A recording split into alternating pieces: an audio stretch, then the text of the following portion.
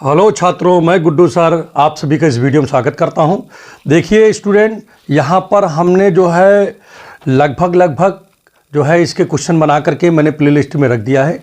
अगर अभी तक आप उसको ना देखो तो उसको ज़रूर देखें। ये 2023-24 का जो न्यू अपडेटेड जो सिलेबस है स्टूडेंट, उसके हिसाब से ये जो है आप जो वीडियो बना रहा हूँ बिल्कुल उसी प्रकार से है। आपको फर्जी चीज़ें यहाँ पर पढ़ने की आवश्यकता नहीं है। जो आपके सिलेबस में बस केवल वही को हम यहाँ पर पढ़ा रहे हैं। देखिए सरफेस एरिया, वॉल्यूम, ह्यूरॉन्स फार्मूला और पीछे ट्रेंगल्स, कांग्रुएंसी वगैरह ये सब पढ़ा करके, और इधर जो है पॉलिनोमियल पूरा हमने पढ़ा दिया, रियल नंबर भी पढ़ाया है। तो अगर इसको अभी ना देखें हो तो जा करके प्लेलिस्ट में ज़रूर देखें और आपको बहुत मज़ा आएगा इसमें। और देखिए सबसे इम्पॉर्टेंट चीज़ है कि आज जो मैं स्टार्ट करने वाला हूँ टॉपिक, उस टॉपिक का नाम है क्वाड्रिलेटरल। ठीक है, बच्चे क्वाड्रिलेटरल में थोड़ा कंफ्यूज होते हैं। आज वो कन्फ्यूजन दूर करना है।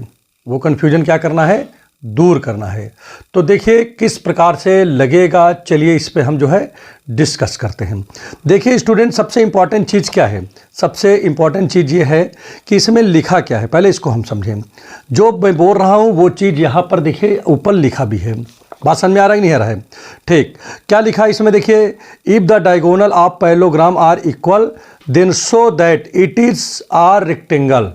अगर कोई भी आपके पास में जो है पैरेललोग्राम है और उसके डायगोनल अगर इक्वल हैं तो वो पैरेललोग्राम जो है वो क्या हो जाएगा? रेक्टेंगल कहलाएगा। ठीक है, ये चीज़ मुझे प्रूव करना है। तो जो चीज़ प्रूव करना हो स्टूडेंट, वो चीज़ आपको गिवन मतलब टू प्रूव में लिखना पड़ेगा और जो दिया है उसको गिवन में लिखना पड़ेगा। ठीक है, तो यहाँ पर सबसे पहला काम होगा कि आप लिखो साफ साफ गिवन। गिवन में क्या लिखोगे? गिवन में लिखोगे कि क्या लिखोगे? Diagonal of parallelogram. Diagonal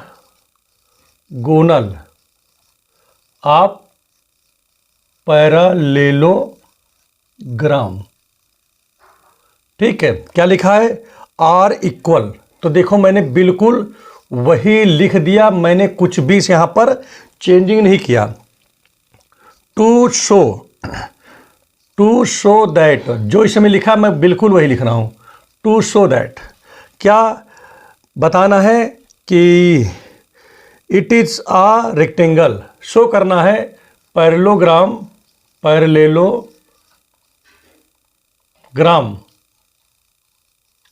is uh rectangle, ये आपको बताना है। ठीक है, चलिए, तो जो यहाँ पर प्रूव करना था मैंने उसको लिख दिया। अब यहाँ पर सबसे पहली बात है कि यहाँ पर फिगर उगर तो दिया नहीं था, तो इसलिए नाम लिखने की अभी आवश्यकता हमने नहीं समझा। अब यहाँ पर हम कंसीडर करेंगे, लेट कर लेंगे कि ये ABCD क्या है। यहाँ पर मान लिया कि ये जो है आपका क्या है, एक अच्छा थोड़ा सा भी टेढ़ा हो जाएगा तो ये क्या होगा इसके, तो ये समझ के चलना कि ये थोड़ा सा लाइन जो है ये सीधी है। बात समझ में आ रहा ही नहीं आ रहा है? ऐसे लाइन है तो आपको समझ में ज़्यादा आएगा, क्योंकि दो डायगोनल जब आपस में इक्वल होंगे तो इसका मतलब फिगर एकदम बिल्कुल सीधा बनेगा। ठीक है, तो मान लेता हूं कि ABCD ये क्या है? एक पैरेललोग्राम है। ठीक, और दूसरी चीज इसके ये डायगोनल हैं AC और BD। ठीक, ये इक्वल हैं।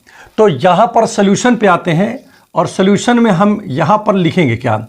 लेट करेंगे, let ABCD is a parallelogram.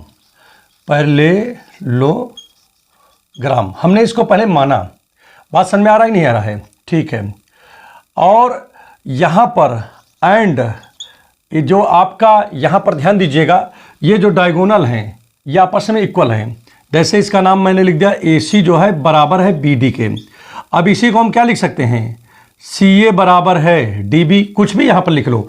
लेकिन जब हम कॉन्ग्रुएंसी करते हैं तो वहाँ पर करस्पॉन्डिंग साइड का विशेष रूप से इस्तेमाल करते हैं, ध्यान देते हैं वहाँ पर।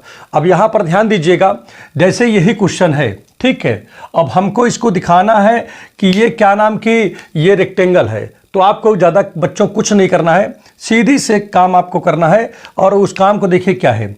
ठीक है, नाउ इन ट्रिंगल। देखिए यहाँ पर हम दो ट्रिंगल लिए, कौन कौन सा? एक तो लिया ABC, क्या नाम ले रहा हूँ? ABC, और एक ट्रिंगल ऊपर से ले रहा हूँ DCB ले रहा हूँ। ट्रिंगल कौन सा और ट्रेंगल ले रहा हूँ, डी सी बी ले लिया। अब आपके समझ में आ गया होगा। अब आपके माइंड में आ रहा होगा सर ए बी सी लिया और डी सी बी लिया। अगर मैं बात करूं यहां से ए बी सी, अगर मैं काट के बाहर निकाल लूं इसको तो ये शायद कुछ इस तरह दिखेगा कि नहीं दिखेगा, ए बी सी। और अगर मैं जैसे डी सी बी है इसको मैं काट के बाहर निकालूं तो शायद ये आपका इस तरह दिखेगा। ध्यान दीजिएगा, देखो इसी तरह है ना, ये देखिए डी सी बी।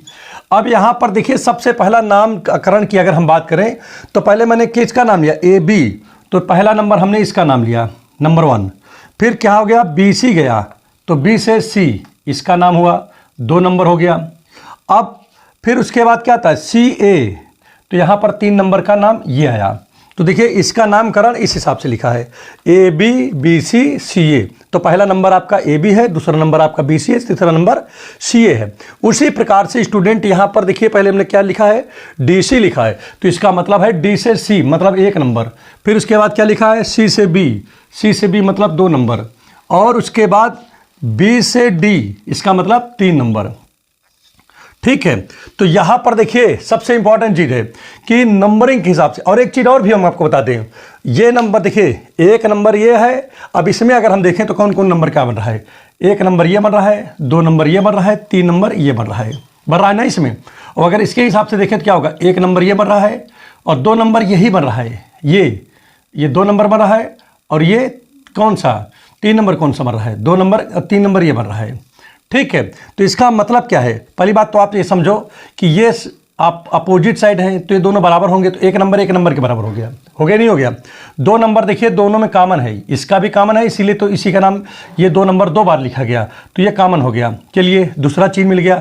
तीसरा चीज देखिए ये दोनों क्या हैं, ये दोनों आपके डायगोनल है और इसमें बुक में लिखा हुआ है कि डायगोनल इक्वल हैं, तो मतलब ये डायगोनल इक्वल है, तो इसका मतलब ये इसके इक्वल हो गया। तो 3 साइड आपस में इक्वल हो गए नहीं हो गए, तो ये क्या हो जाएगा भाई, एस एस एस माने साइड से ये क्या हो जाएगा भाई, ट्रिंगल, ये दोनों क्या हो जाएंगे, कांग्रुएंस हो जाएंगे। बस काम आपका ओके, यही करना है, फर्जी इतना ज़्यादा सोच विचार। तो यहाँ पर देखिए सबसे पहले क्या लिखेंगे हम लोग, समझो 1 नंबर कौन है, ए बी है, और यहाँ पर 1 नंबर कौन है, डी सी है। जैसे देखो इधर से इधर गए, इधर से इधर, इधर से इधर, उसी प्रकार से नाम में भी हो गए, ए से इधर गए हो, इससे इधर गए हो, इससे इधर, भाई डी से सी गए, सी से बी और बी से डी। तो पहले कहाँ शुरुआत हुआ है, डी से, ये जैसे ए से शुरुआत हुआ तो ए से बी गए, अब बी से कहाँ जा रहा है, सी, चाहो तो इसे लिख लो सीधे सीधा, बी से सी गए और सी से कहाँ चले गए, ए चले गए, तो आप लिख लीजिए इसको। ठीक, एक साथ में ही देखो हमने इसके पूरे लिख दिए और इसके भी एक साथ लिख रहा हूँ। देखा डी से सी गए, लिख दिया है, देखो लिख रहा हूँ, देखो ये लिखा, डी से कौन है, सी चले गए, और उसके बाद क्या है, सी से बी चले गए 2 नंबर पे, तो 2 नंबर क्या है, सी डी है। और उसके बाद बी से डी चले गए, बी से डी चले गए। ठीक है, कहाँ से कहाँ चले गए, बी से डी। फिर समझ लो एक बार, फिर से इसको थोड़ा सा इसको और समझने की जरूरत है। सी से देखिए डी से सी चले गए और सी से बी है, डी नहीं है, बी है।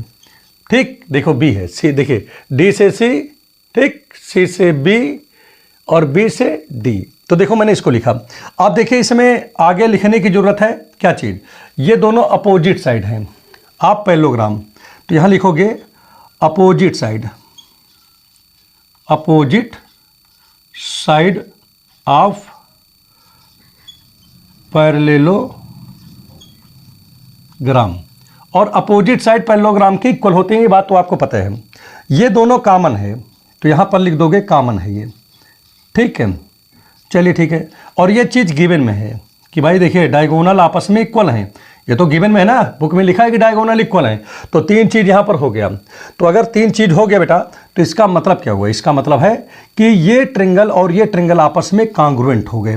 तो triangle A B C congruent हो गए किसके, ट्रिंगल डी सी बी के हो गए कॉन्ग्रुएंट। देखो कितना आसान था, बिल्कुल माइंड नहीं लगाना पड़ा।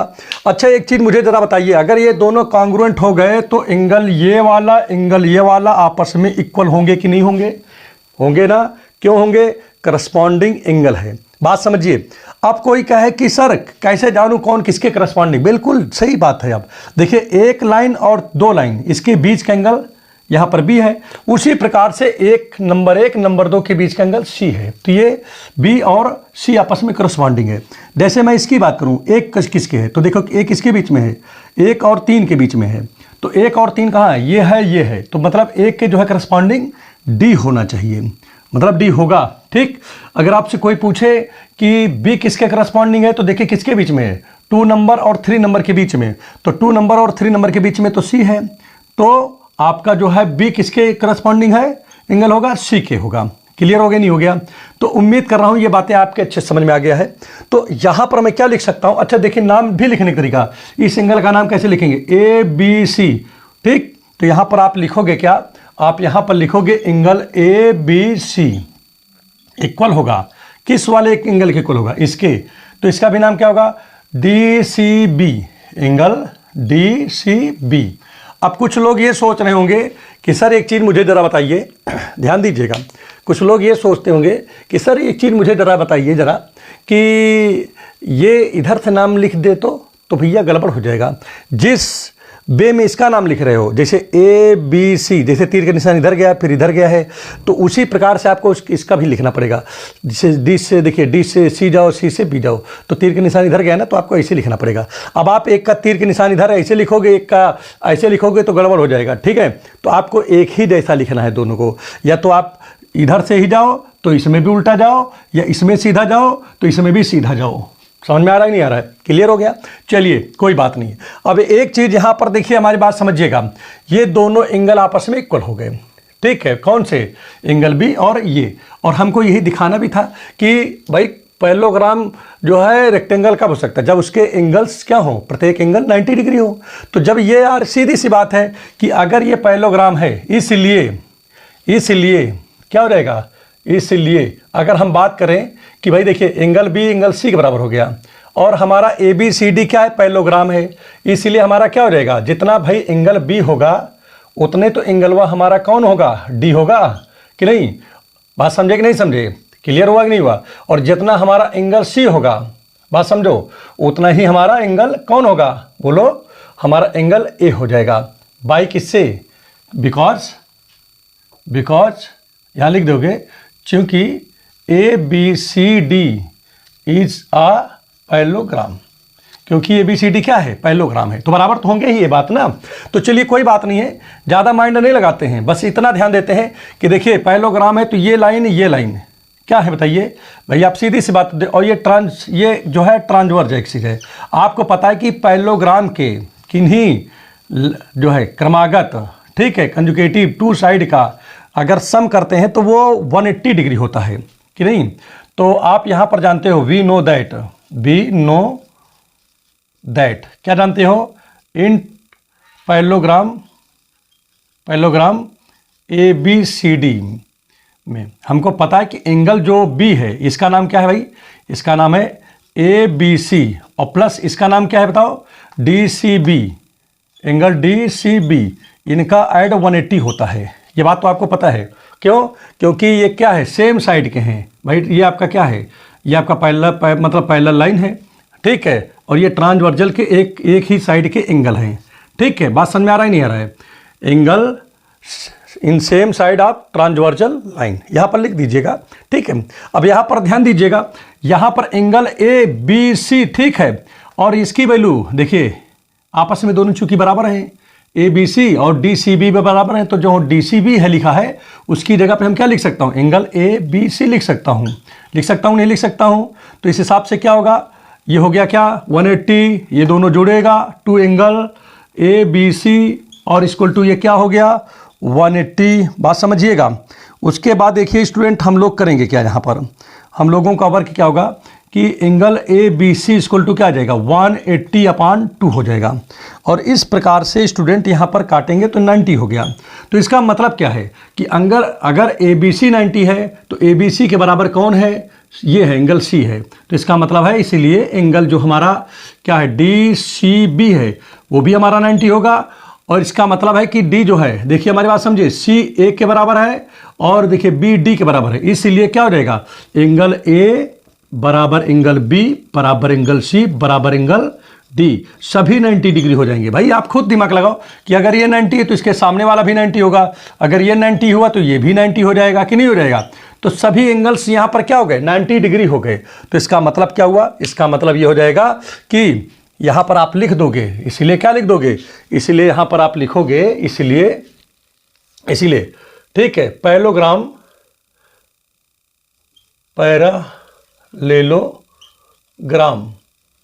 Parallelogram ABCD is a rectangle, तो उम्मीद कर रहा हूं ये एकदम आसान था भाई, इसमें तो कुछ करना ही नहीं था। अगर अच्छे समझ में आ गया है तो चैनल को लाइक कर दें, सब्सक्राइब कर दें और बेल आइकन की बटन को बस दबा दें। Thank you.